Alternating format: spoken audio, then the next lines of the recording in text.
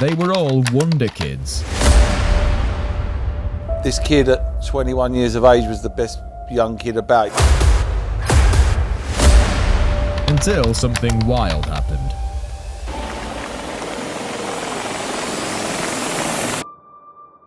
Football is going to me is one of the best players ever. It's 2012. Chelsea had signed the second most expensive Brazilian ever. This wonder kid was expected to be the best number 10 in the world, and Chelsea knew what they'd gotten.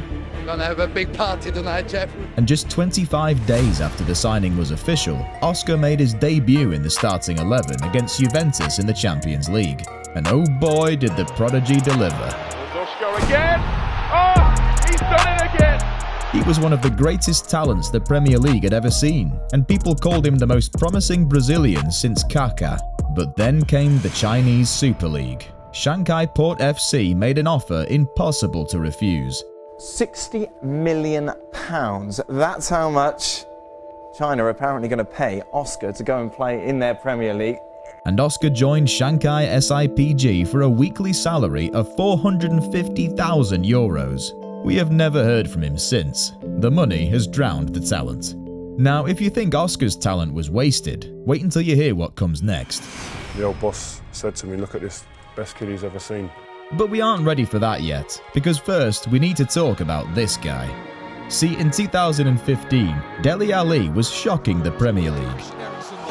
Dele Alli, nice turn, and with the volley, and with the goal! Sensational stuff! Everyone expected Dele Alli to become extremely good, and when he was called up to the England national team, his debut did not lower expectations.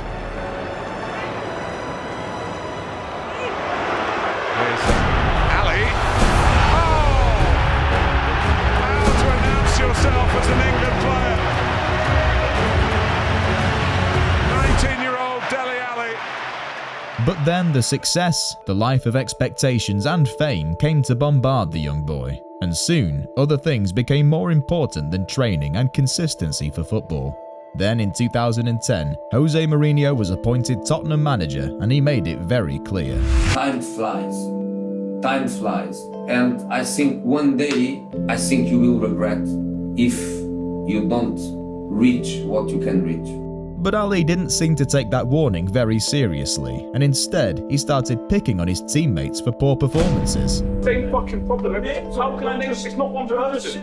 What, do we throw around the whole fucking thing? And soon he was out of the team and out of the club. A transfer was the only option, so Tottenham sold him to Everton. But it didn't last long, because 13 games later, Dele Alli heading to Besiktas. Such a shame.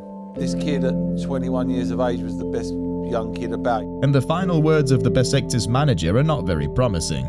Let's not discuss Dele Alli as a player, but he is below expectations in terms of efficiency. It's a sad story because his talent was so great that even Manchester United were after Dele Alli at one point. But the real reason for Manchester United's interest may surprise you, because they had to find a replacement for their own mistake. Best kid he's ever seen at that age. He was about 14, I think, at the time, 13. And he was just taking the mick out of all the other players on the pitch. He's that good that he trained with the first team when he was about 16, I think he was. It's 2013. A new era had begun for Manchester United.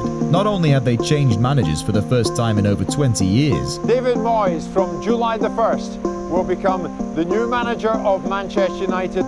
but it was young blood creating a generational change on the pitch. One of those kids was the amazing Adnan Januzaj. He was the new star in town. There was no ceiling for this teenager. He had all the talents in the world. As long as he continued to play well for his manager, he would get his opportunities and develop into a superstar. But then, it all started to go really, really bad. Albion's first win here since 1978, and Manchester United's worst start to a season since 1989. The pressure is now growing on David Moyes. Over the next few years, managers came and went from Manchester United, but none of them seemed to make the team shine. This made an impact on Januzaj. He started playing fewer games, and the ones he did play were poor performances. And then the manager started getting mad that he was complimented. 8 starts last season, so he didn't have any chance. It's not true. Then in 2016, Jose Mourinho was appointed Wait, what? Jose again?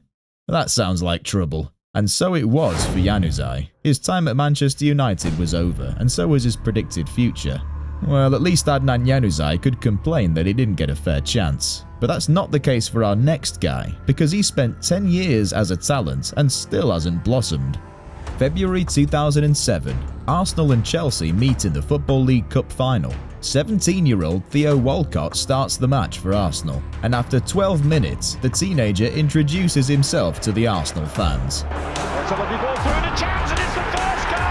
But the hype of Theo Walcott starts even a few months earlier, because when England went to the World Cup in Germany, the 17-year-old Theo Walcott was selected as the last player in the 23-man squad to represent the country. It made shockwaves. Theo Walcott instantly became the golden boy all of England had waited for. He was going to become Arsenal's new Thierry Henry. But then, injuries came. The list is very long. In total, he missed 860 days of football due to injury. As soon as one injury was over, a new one started. Walcott never really recovered fully. The dream Arsenal fans had of him taking over for Henry never happened. And in the end, Arsenal and Walcott had to go their separate ways, and so did the young talent. Now, we can talk all we want about the new Thierry Henry, the best since Kaká, or the greatest Tottenham player ever, but none of this hype could match the hysteria a talent created when he sat on the bench to save Manchester United. It's the 2008-2009 season. Manchester United trail Aston Villa 1-2 at Old Trafford. True to his philosophy, Sir Alex Ferguson makes a switch to change the game around. But this time, there was extra buzz around the replacement, because this time it was the 17-year-old Federico Macheda. He had received enormous praise for his talents, and soon the world would see.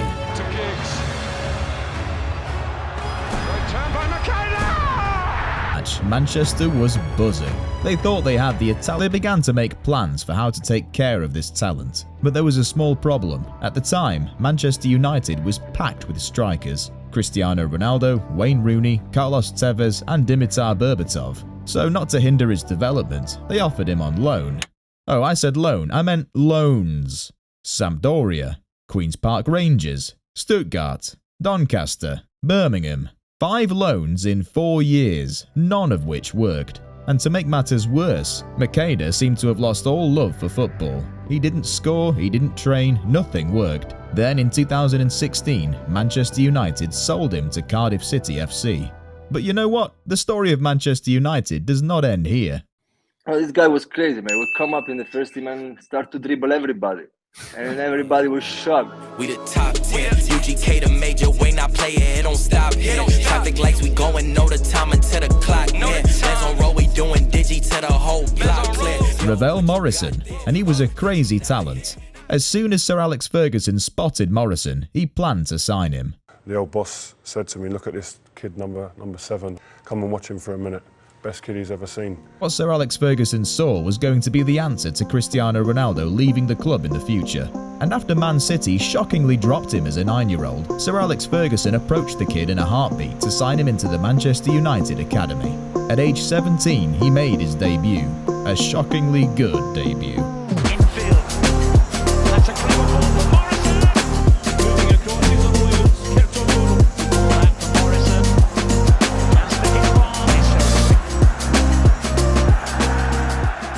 But then, trouble starts. Because you had Ronaldo, you had Nani, the world-class players, like global superstars. You never really got the chance, you know what I mean? He still trained with the first team, but did not get many chances in the starting 11. And this caused him to get frustrated, and his attitude towards the game caused him a lot of trouble. And then, Sir Alex Ferguson had had enough and made him available for transfer. Morrison had to leave. And unfortunately, this started an insane club roulette. West Ham, Birmingham, QPR, Cardiff City, Lazio, Atlas, Östersund, Sheffield United, Middlesbrough, ADO Den Haag, Derby County, DC United. Football became a prison and he just wanted to play and be free. It's a sad story. What did we miss in Ravel Morrison? But if you think that story is sad, wait until you hear the saddest of them all. Jack Wilshere. London, 2011. It's Champions League night at Emirates Stadium.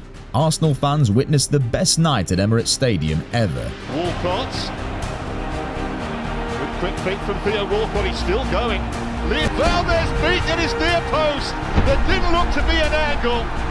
And it's 1-1 at the Emirates. It was a teenager who made the headlines after the match. Even Barcelona stars gave their praise about Jack Wilshere, and Dani Alves went so far as to compare him to Xavi and Iniesta. This boy was to be England's future. Even years later, Guardiola, Xavi and the Barcelona camp talk about Jack Wilshere. His style of play had not been seen in England before. He drifted around up and down, his possessive style and magnificent technical skills, a truly unique style compared to the other great British midfielders of the time, Gerrard and Lampard. But this style of play would also be his downfall, and the first sign came in the summer after the breakthrough season in 2011. But how could one injury be the downfall of such a great talent? Well, it wasn't just one injury. Jack Wilshere spent more time in hospital than he did on the pitch. During a 6-year spell with Arsenal, he missed 151 games and spent 1,001 days injured, just under half of his remaining time at the club. And at the age of 26, 16 injuries later, he had to give up Arsenal. England's wonder boy was finished. But he did not leave Arsenal completely empty-handed. He won the FA Cup in 2014 and 2015, and he also scored the BBC's goal of the season in the same years. We can only imagine what could have been. But what I do know is that you want to watch this video. These are the top 10 teenagers of 2023. Let's hope we don't need to make another video about these later.